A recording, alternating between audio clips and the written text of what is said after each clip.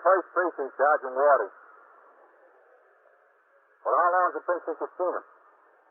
Yeah? Yeah? You're sure he didn't move out? Well, who told you that, lady? Yeah? You're in the muster room at the 21st Precinct, the nerve center. A call is coming through. You will follow the action taken pursuant to that call from this minute until the final report is written in the 124 room at the 21st Precinct. All right, I'll tell you what I'll do. I'll send an officer around to talk to you. Yeah, he'll be there right away. You just wait for him. 21st Precinct. It's just lines on a map of the city of New York. Most of the 173,000 people wedged into the 9/10 of a square mile between Fifth Avenue and the East River wouldn't know if you asked them if they lived or worked in the 21st. Whether they know it or not, the security of their homes, their persons, and their property is the job of the men of the 21st Precinct. The 21st, 160 patrolmen, 11 sergeants, and 4 lieutenants, of whom I'm the boss. My name is Kennelly, Frank Kennelly. I'm captain in command of the 21st. I was working my day tour, 8 a.m. to 6 p.m. After I had turned out the platoon, which consisted of the 64 men who would patrol the precinct for the next 8 hours, I went to my office where Ezra B. Winkler, the precinct youth patrolman, was waiting to confer with me. The end of the school year brings a variety of changes to the method of policing the precinct. We were preparing for them. Meanwhile, the ordinary routine of patrolling the precinct went on. Patrolman Paul Vaccaro, assigned to Post 17, had finished his duty at a school crossing near PS 79 at 9 a.m. He went to the nearest call box and rang in. Lieutenant Gorman, the desk officer, instructed him to walk to a dry goods store on 3rd Avenue and admonished the proprietor for failing to close the transom over his front door during the preceding night. In complying with Lieutenant Gorman's instructions, he walked past a brownstone rooming house where a woman he knew to be the landlady was sweeping down the front stoop. Good morning. Good morning. Oh, officer. Yes? I want to ask you a question. Yes, ma'am. What is it? I'm Mrs. Catherine Neal. I own the house here. Yes, I know. I rent out furnished rooms. Yes? Well, something's been bothering me. Miss Neal? Maybe it's all my imagination, I don't know, but there's a man that lives on the 2nd floor, Mr. Lowfield. What about him? Well, I haven't seen him since Friday. Friday night, Saturday, Sunday, and Monday, I haven't seen him. Maybe he's away. Oh, no, I don't think so. He's lived here over 6 years, and he's never been away. Never. Was he paid up in his rent? Oh, yes. He's paid up right to the minute. You can say anything else you want to about him, but he's regular about that. Well, tell me something, He does have peculiar habits. Like, for instance, no one ever sees him during the daytime. I suppose he's up there sleeping in the daytime. But 8 o'clock every night, he comes downstairs and he walks out the door, and he's out all night, almost. Very peculiar habits. Well, if he doesn't And close the most any... peculiar thing of all is that when I didn't see him, yesterday afternoon I went up and knocked on the door. I thought maybe he was sick or something. You know, somebody that's got no friends and no one at all. I thought maybe he needed help. He didn't answer. Did you open the door to his room? Oh, no. I wouldn't do that. Besides, I don't think I could get a key in there anyway. He's got the keyhole blocked with something, I think. It's not locked from the inside, is it? Why, it might be the key that's in the keyhole. From the inside, that is. If it's locked from the inside, why, he must be in there. Look, maybe we better go up and take a look, Mrs. Neal, huh? Yes, maybe we better. My goodness. Just let me get this trash up. It'll take a second. All right. Oh, tell me something. How old a man is Mr. Lowfield, huh? Oh, in his middle 60s, I suppose. About 65. I never asked him much. He's not one to talk. Just ignores everyone around. Well, what's his first name? Edwin. Mr. Edwin Lowfield. Well, that'll have to do for now. People walk by here and they throw everything they can think of on my stoop. They couldn't throw their cigarettes and papers in the gutter. They have to throw them on my stoop. Oh, go ahead. Oh, thank you. I'll just leave the broom right here. It's this way. The 2nd floor. What does he do? What do you mean? Well, when he gets out at night, does he go to work? Well, I don't think so. I don't think he works at all. Well, what does he live on? Well, who knows? Social Security, maybe. He's got the money to pay the rent. That way. Maybe a pension, I don't know. I never asked him. It's that one. Now, look, you don't know whether he has any family or any friends? Well, none that I saw. I never saw any of them. Yeah, that's the key in the door, all right. Oh, that won't do you any good. I've been trying that since yesterday afternoon. No one you spoke to saw him go out. No one. And he's never gone away on a trip for a weekend since he's lived here in 6 years? Never. No. Listen, you don't think he's... Oh, no. Well, that would be awful. Now, look, you say no one saw him go out, and he was in the habit of going out every night. Now, the key's in the door, and it's locked on the inside. Oh, my goodness. The poor old man. Look, I think we ought to kick it in, if that's all right with you, of course. Will he do much damage? Who's going to pay for it? Well, I think one good kick will take care of that old-time lock. Do you think we ought to? Well, the door's your property, Mrs. New. Well, maybe we better. All right, now, you just stand back over there. One good kick ought to take care of it. Be careful, though. Yeah, I'll try. All right, that does it. You certainly can kick, I'll say that.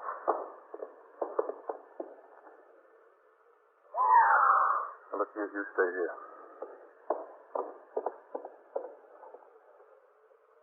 Is he dead? Yeah. Oh, my goodness. Poor old man. Yeah. Just got sick and died. Just died with his clothes on. No friends, no family, no one to take care of him. I don't know whether anyone even cares. I don't know whether there's money enough to bury him.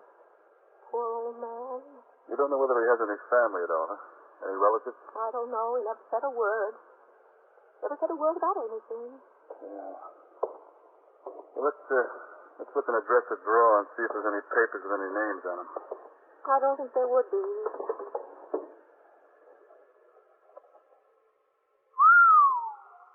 Is that real money? Yes, ma'am. That's what it looks like. I didn't know he had a dime.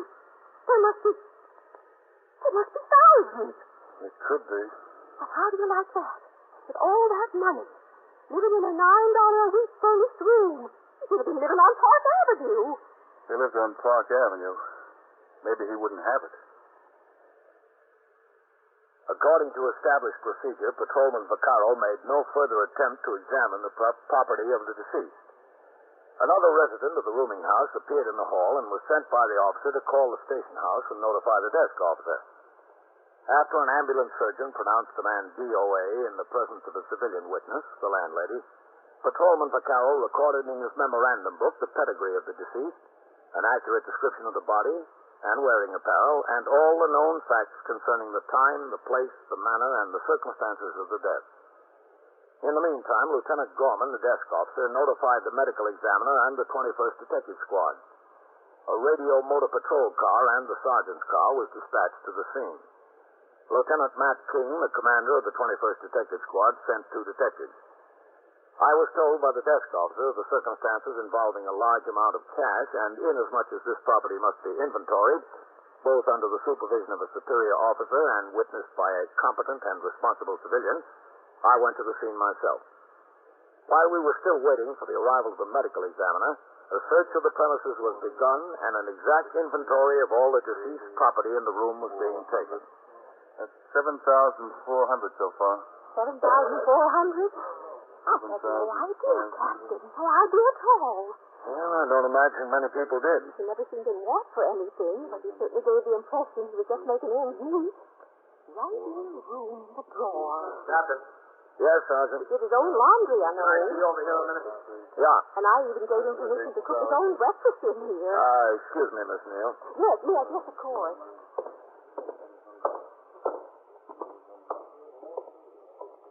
Oh, what is it, Sergeant? Look what was in the closet. There's 2 suitcases in the back there. Yeah? A bonanza. 4 bank books. Savings accounts.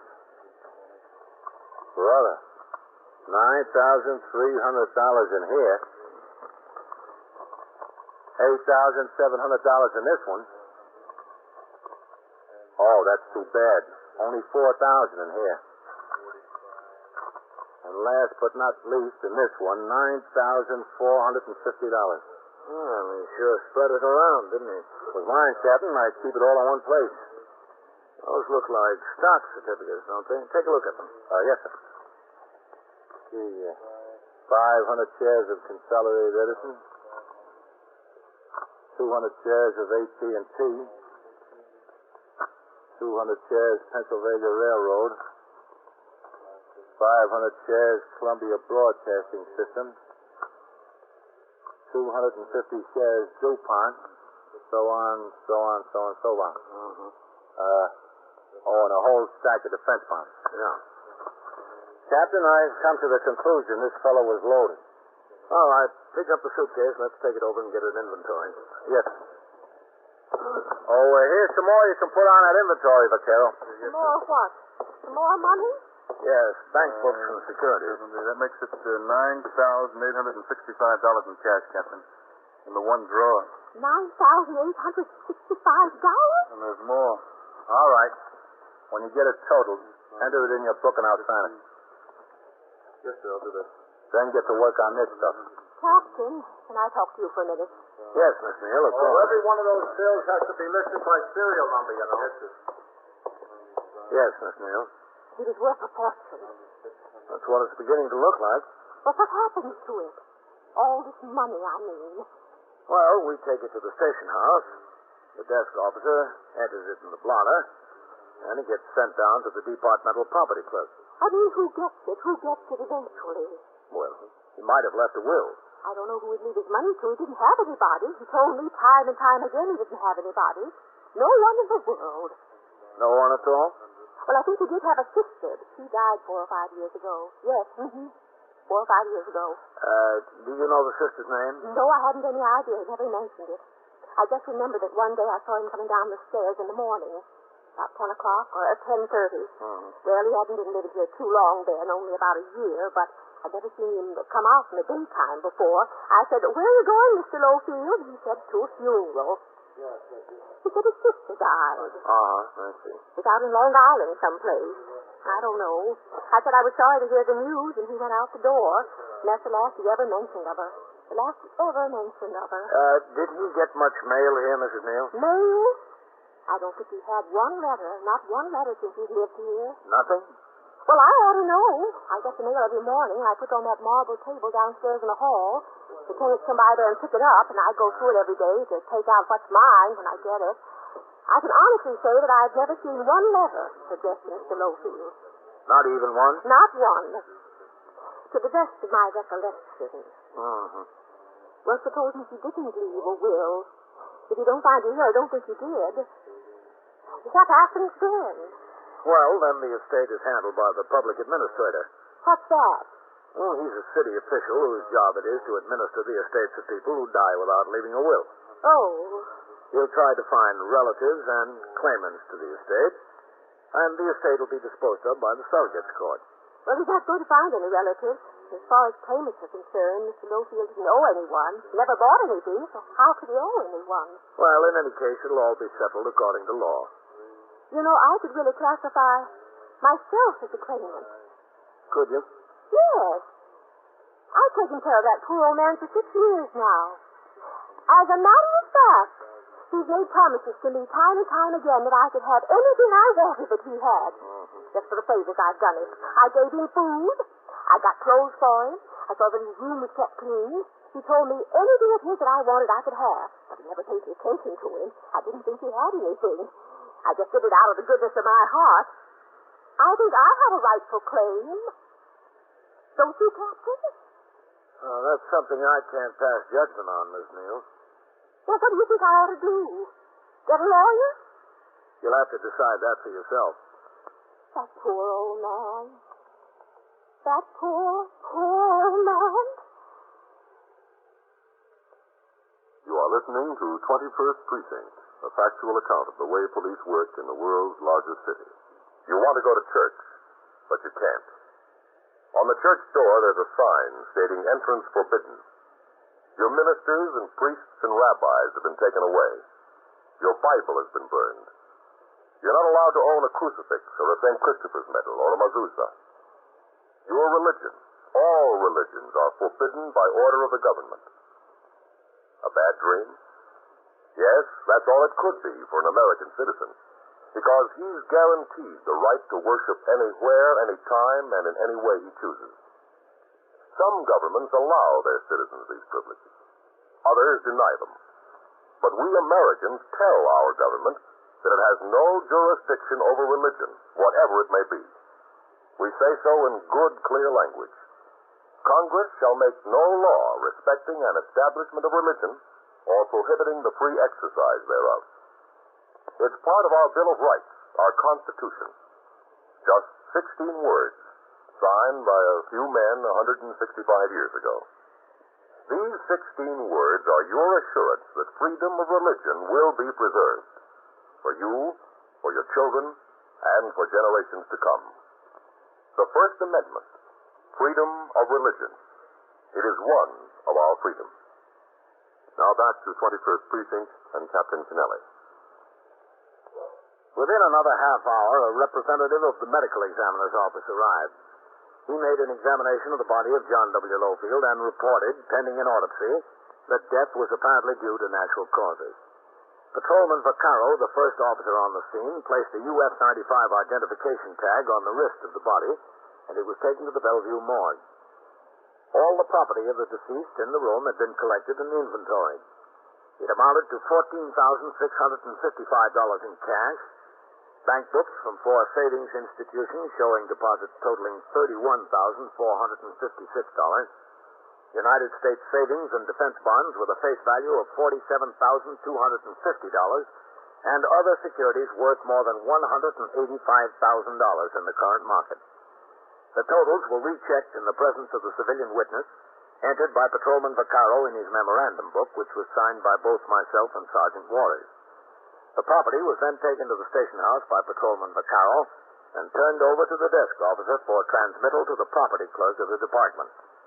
In the meantime, Detective William Novak of the 21st Squad had been assigned by Lieutenant King to make an investigation in order to locate either relatives or close friends of the deceased. He interviewed the landlady, Mrs. Neal, to secure whatever information she had. He examined the papers and documents found in the room, and at 2:10 in the afternoon, his task took him to Astoria in Queens, where he went into a new apartment building and rode the self-service elevator to the 4th floor, where he walked down the hall to apartment 4D. Yes, who is it? Is this the residence of Mr. George Bookham? Yes, who is it? Is Mr. Bookham home? I'm a police officer. What's the matter? I'm Detective Novak of the 21st Squad. Is Mr. Bookham home? Yes, he's here. What's the matter? I'd like to talk to him. Are you Mrs. Bookham? Yes, that's right. Come in. Thank you. George! Got the ball game on in there. George! What? Someone here to see you. Who? A detective. All right. George Yankee fan. Mr. Bookham. Told you they should have took Reynolds out of there, Alma. He walked another man. He's staying my goat. You're a detective, huh? Yes, sir, that's right. William Novak of the 21st Squad in Manhattan. What can I do for you? Mr. Bookham, do you have an uncle named Edwin Lowfield? Yes, that's right. It's my mother's brother. Lives in the East 70s in New York? Well, I don't know where he lives. I haven't seen him in years. I think he did live there, George. What's the trouble? Afraid I got some bad news for you, Mr. Bookham. Yeah? He was found in his room this morning. Apparently he had a heart attack. Is he dead? Yes, sir, that's right. I'm sorry. Well, too bad about him. From what I remember, he was a pretty nice guy. Yeah. Well, what are we supposed to do about it? We'd like Mr. Bookham to come over to Bellevue and identify the body. Why? Just a matter of procedure, sir. We always try to get a close relative or friend in cases like this. Notify them. Well, I'm not what you would call a close relative. From what I can learn, you're the closest, aren't you? Well, I guess I am the closest, but it's just my uncle, and I haven't seen him in years. Not since my mother's funeral, as a matter of fact. Look, I'm sorry and all that, but I don't think it's any of my responsibility. We haven't heard from him in years. No, that's right. I got my own family. I got my wife and 2 kids. Well, what am I supposed to do about it? What do you want me to do? Arrange for the funeral and everything? But we thought you might like to, being the closest relative. Well, suppose he was my third cousin or something like that. Would you expect it if I was still the closest relative? We'd notify you. Do you still live in the first room?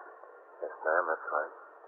Well, I don't see why they expect us to take care of the funeral expenses and all that. We got no money for that. He doesn't mean that much to us. Nobody asked you to take care of any expenses. Well, somebody will if we get involved in making arrangements and all that. Don't go, George. Don't be a fool. No, I gotta be at work at 4 o'clock anyway. I work at the Hotel Coronet over in Manhattan. Oh, yeah, but you still have time to come to Bellevue and make an identification. Don't do it, George. You'll only get involved. You got no responsibility. No, that's right. No, I don't want to get involved. I don't want to get stuck for any of these expenses. I don't think you will, Mr. Bookham. It appears your uncle had a little money.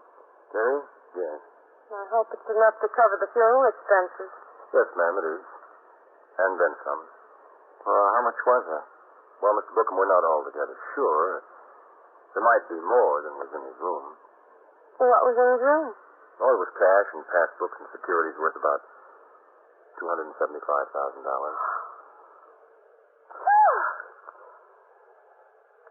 Yeah, $275,000. Yes, sir, that's right. Are you sure it's my uncle? Are you sure, George? Well, there was a picture of a woman in his room in the drawer. It had "To my darling brother" written on it from Margaret. That was my mother's name, Margaret. The photographer was from Jamaica. I checked him out. I looked up his records, and I got the address where your mother formerly lived. In Forest Hills? Yeah, I went around the building there and spoke to the super. He remembered that you worked for the Coronet in New York. I checked the name there, and they gave me this address. If they need you to make an identification and arrange for the funeral, George, I think you ought to. After all, you're his closest relative. Oh, sure, Alma. I intend to do everything I can. As I remember him, George, he was a nice old man, really nice. He was always good to me when I was a kid. And he was crazy about my mother. I'll do anything I can to help you, Detective Novak. Yeah, and anything. I just want to be of all the assistance I can. I want to help. But you can come over to Bellevue with me and identify him. And then what? Just so the medical examiner releases the body, you can make any arrangements for the funeral you want. Well, where's the money? It was taken to the 21st Precinct Station House. It'll be safe there, won't it?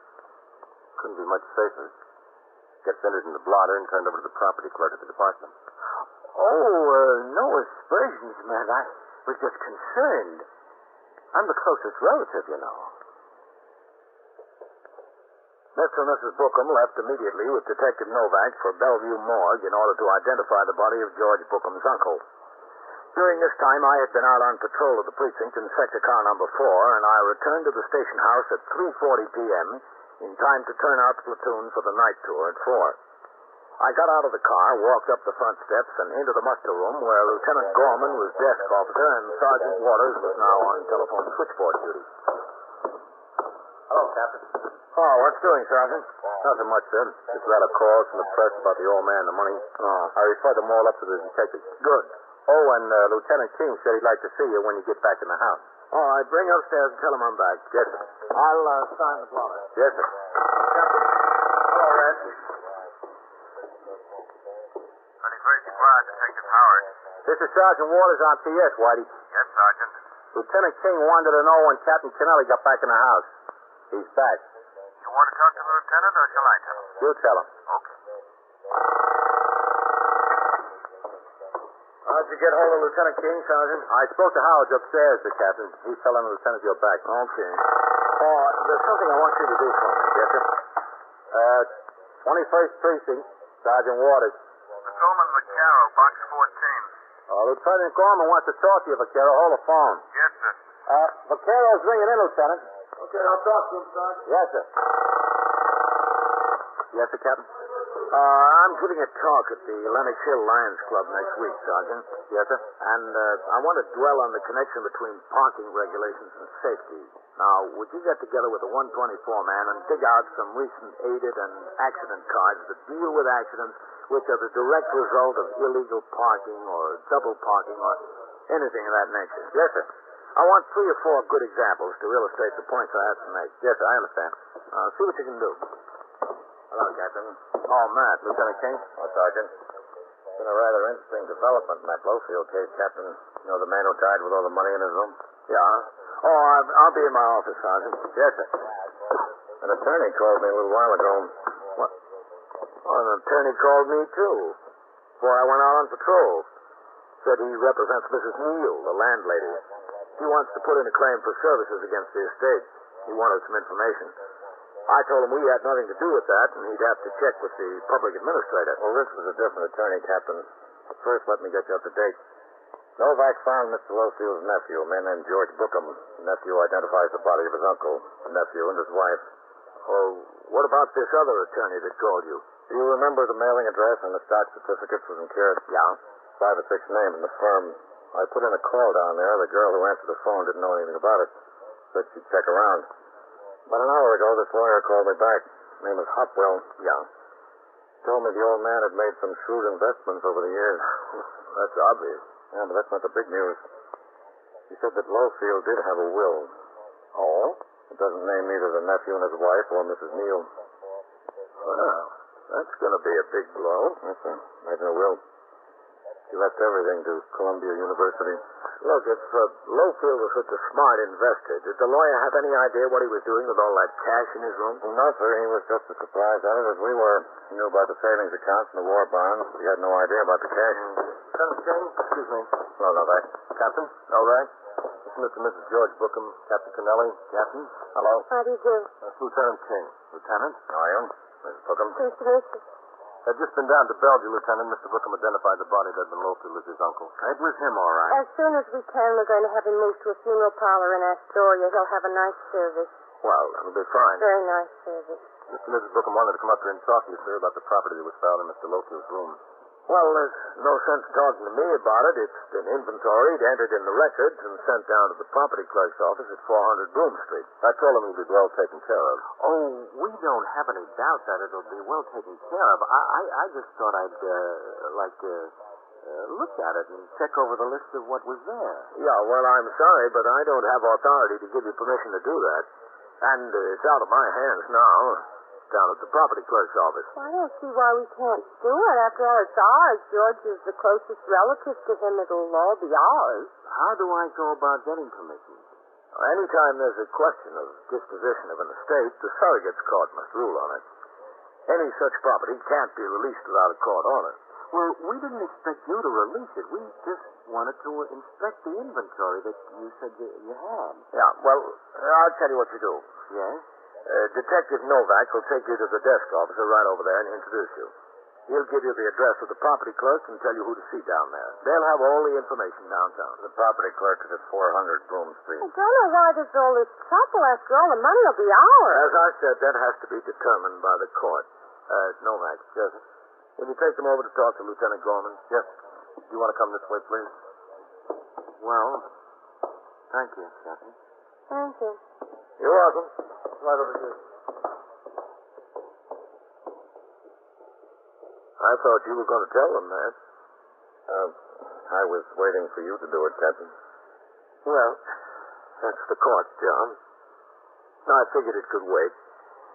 Their second piece of shocking news in one day might be just too much.